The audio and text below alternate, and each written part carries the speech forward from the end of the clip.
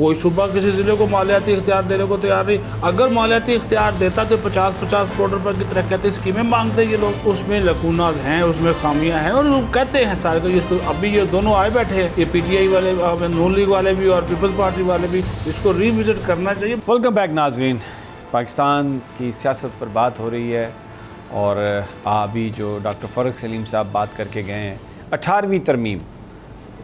सदीक साजिद साहब, ये बड़ी अजीब बात है कि सूबे जो भी वफाक कर्ज लेता है, सूबे उसमें हिस्सा लेते हैं, प्रोजेक्ट्स उनमें बन जाते हैं उनके, लेकिन जब उस कर्ज़े की वापसी की बात होती है, सूद की बात होती है, तो सूबे कहते हैं नहीं जनाब, हमने तो कुछ नहीं देना। तो ये 18वीं तरमीम जो है, ये तो बेसिकली नवाज़ शरीफ साहब और जनाब आसिफ अली ज़रदारी साहब का एक शाहकार है, उनका वो बेटा है जिसके लिए वो दोनों मरे जाते हैं और कहते हैं कि इस बेटे को बचाने के लिए हम अपनी जानों का नजराना दे देंगे। तो फ़ारूक सलीम साहब कहते हैं कि ये जो बेटा है, ये तमाम चाचों और मामों की जेबों से पैसे निकाल निकाल के इसने तमाम इकाइयों को बर्बाद कर दिया है। आप क्या कहेंगे? जी बिल्कुल, ये बात ठीक है। और 18वीं तरमीम के ऊपर मुख्तलिफ जो अदारे हैं, ख़ास तौर पर उन्होंने भी इसके ऊपर एतराज़ात उठाए हैं। देखिए, अब ये जब से ये 2010 में रज़ा रब्बानी की सरबराही में कमेटी बनी, सारी हो गई, पता चल गया, लेकिन पूरा पैकेज भी दे दिया, सूबों को सूबों के पास महकमे भी चले गए। रूल्स आज तक बहुत से महकमों के नहीं बने, जिसकी वजह से इश्यूज़ हैं। जो सूबाई मालियाती कमीशन अवार्ड्स हैं, मुझे बताइए उनको कितना पैसा ये ट्रांसफ़र करते हैं। अगर ट्रांसफ़र करते तो आगे जो सूबाई मालियाती कमीशन ने जो एक ज़िले फिनांस कमीशन बनाना था, क्या वो आज तक बन सके? नहीं बन सके। ये बुनियादी मकसद समी साहब इसका ये 18वीं तरमीम का था कि इख्तियारात आपने अगर रियली निजी सतह पर मुंतकिल करने तो वो सिर्फ इंतजामी इख्तियार ना हो, वो मालियाती इख्तियार में। कोई सूबा किसी ज़िले को मालियाती इख्तियार देने को तैयार नहीं। अगर मालियाती इख्तियार देता तो 50-50 करोड़ रुपए की तरक्याती स्कीमें मांगते ये लोग। उसमें लकूनाज हैं, उसमें खामियां हैं और लोग कहते हैं सारे। तो इसको अभी ये दोनों आए बैठे हैं, ये PTI वाले, नून लीग वाले भी और पीपल्स पार्टी वाले भी, इसको रिविजिट करना चाहिए। देखिए, आप कैबिनेट डिवीज़न से पूछ लें, इस्टेब्लिशमेंट डिवीज़न से पूछ लें, कितनी मुश्किलात होती हैं उनको। और ये जो आपने फ़ंड्स की ट्रांसफ़र की बात की है सूबों के हवाले से, और फिर जो शेयर्स हैं जो सूबे का और वफाक का, कि वसूली वो कर लेते हैं, तमाम तर ज़िम्मेदारियाँ वफाक के ऊपर जाती हैं। ये चीज़ें जब तक ये मालियाती निज़ाम सारे का सारा, अगर आपने उनको खुद मुख्तारी देनी है सूबों को, तो फिर सूबों को भी ज़िम्मेदारी के आगे जो निचले आपके अजला जितने आते हैं उनको भी आप फिर खुद मुख्तार बनाएं। उसके क्या रूल्स होंगे कोई पता नहीं है।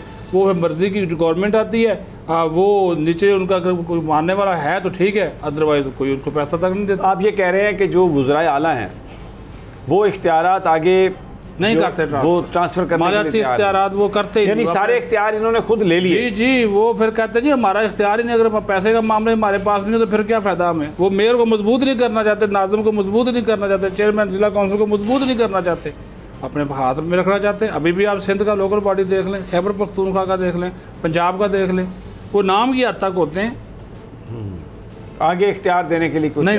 वो एक बुनियादी वजह है सारी। जी बिल्कुल बिल्कुल ठीक हो गया। अच्छा, अब ये मेरा सवाल अब आपसे ये है, सियासी है, कि इकनॉमिक सर्वे ऑफ पाकिस्तान के मुताबिक तो हालात इतने बुरे नहीं थे, तो ये आर्गूमेंट कि इस हुकूमत को इसलिए तब्दील कर दिया गया है कि जनाब इकनॉमिक एक बहरान था और ये हुकूमत डिलीवर नहीं कर रही थी। GDP अगर 6% है, अपने हदफ से भी ज़्यादा है पैंडेमिक के बाद, तो सदीक साजिद साहब ये कोई बुरी परफॉर्मेंस तो नहीं है। ये ऐसी परफॉर्मेंस तो नहीं है कि जिसकी बुनियाद पर आप हुकूमत को तब्दील कर दें।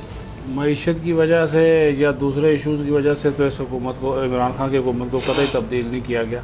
वो आपको भी पता है कि जिस वजह से उनको तब्दील, थोड़ा सा बताइए, रिफ्रेश माय मेमोरीज प्लीज। करें, मेहरबानी करें, मैं अपने ऊपर किसी किस्म का कोई मुकदमा। अलीना आप बता दें। देखें सदीक साजिद साहब, फ़ारूक सलीम साहब ने बात की है ना, ये GDP के बारे में जो आप भी कह रहे हैं, फ़ारूक साहब ने भी यही बात की है कि वो तो बिल्कुल ठीक नज़र आता है, लेकिन इन्फ्लेशन देखें तो 13.8% हुई है। इसके अलावा अगर कर्ज़ों की बात करें तो उन्होंने कहा जो 70 सालों में कर्जे लिए गए थे वो 30,000 अरब थे और इन 4 सालों के अंदर तकरीबन 20,000 अरब के करीब लिए गए। फिर उन्होंने मालियाती खसारे की बात की, तजारती खसारे की बात की, फिर आपको पता है कि पेंडेमिक भी थी, तो सारी चीज़ें एक दूसरे से कनेक्ट हैं।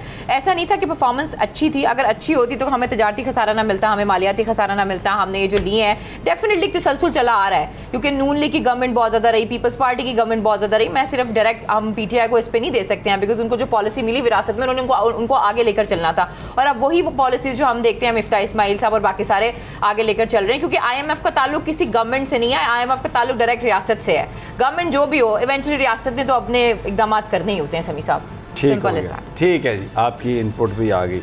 तो सदीक साजिद, आप जो वजह है इस हुकूमत की तब्दीली की, उस पर आप ज़रा खुलकर बात करने से थोड़ा लेकिन 18वीं तरमीम के बारे में सिर्फ मैं इतना कहना चाहूँगी, देखिए this is the right time. जिन इदारों को इस तरमीम के ऊपर तहफ़्फ़ुज़ात हैं, इस वक्त पीपल्स पार्टी भी मौजूद है और इस वक्त नून लीग भी मौजूद है, एंड मैं समझती हूँ कि ये बिल्कुल सही वक्त है। अगर आप इसको रोल बैक कराना चाहते हैं तो करा, रोल बैक ना करें, इसमें तरमीम कर दें। वो रोना शुरू हो जाएंगे बहुत से लोग, आपको पता ना। जरदारी साहब और नवाज शरीफ तो कहते हैं कि वो हम तो मर जाएंगे, ये तो होने नहीं देंगे 18वीं तरमीम, तो हमारा इदारों के सामने खड़े हो जाएंगे। आपको लगता है इतना आसान है?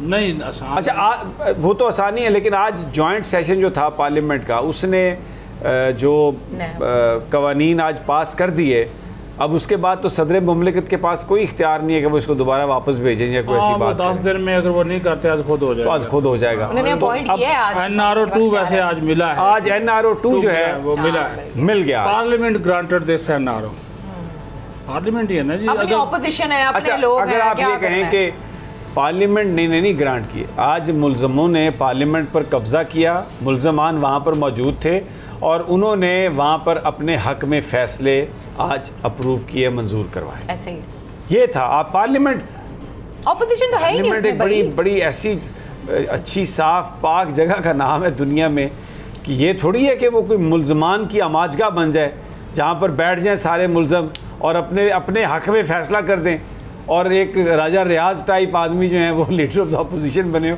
वो मीर गौस मेहर साहब का मुझे फ़ोन, गौस बख्श मेहर साहब, उनका मुझे अभी आज बात कर रहा था, वो कह रहे थे बाबा अपोजिशन तो हम हैं, ये जो जिसको अपोजिशन बनाते हैं, ये जो राजा रियाज है, ये कौन सी अपोजिशन है?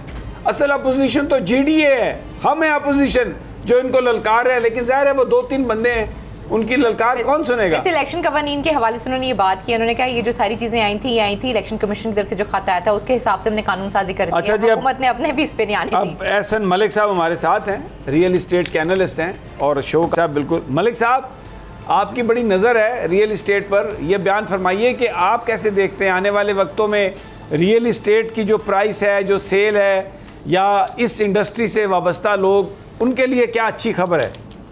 बिस्मिल्लाहिर्रहमानिर्रहीम। अभी तो सर सच्ची बात है कि शहबाज शरीफ साहब ने जो प्री बजट कॉन्फ्रेंस की है उसमें बड़ा डिसअपॉइंट किया है फाइनेंस मिनिस्ट्री ने और FBR ने, कि उसने तमाम जितनी भी इंडस्ट्रीज़ के लोग थे, चाहे वो एग्रीकल्चरिस्ट हैं, चाहे IT के लोग हैं, ये जितनी भी इंडस्ट्रीज़ हैं, मोटर व्हीकल्स हैं, उन तमाम लोगों को ऑन बोर्ड किया, उनकी तजावीज़ ली गई।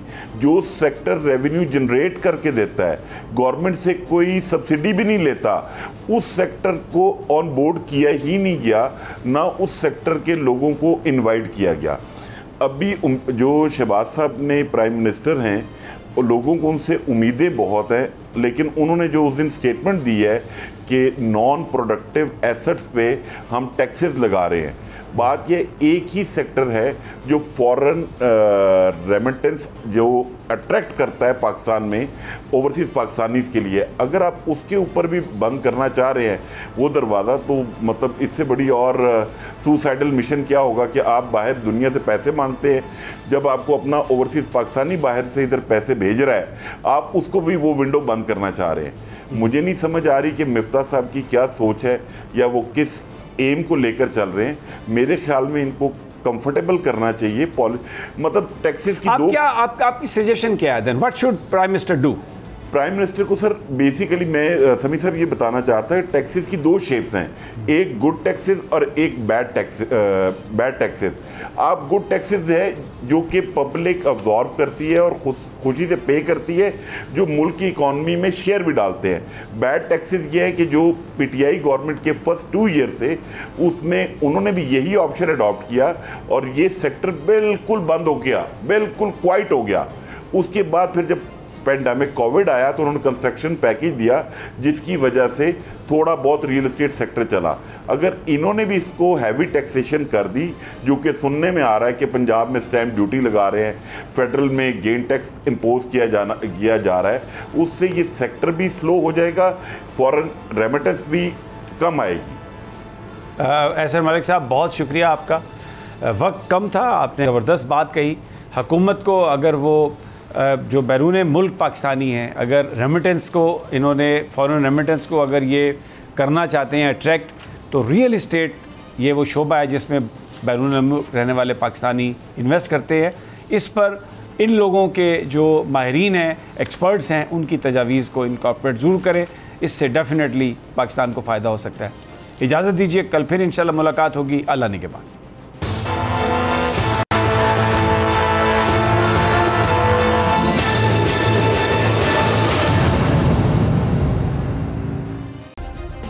सब्सक्राइब करें और बेल दबाएं ताकि कोई खबर रह न जाए।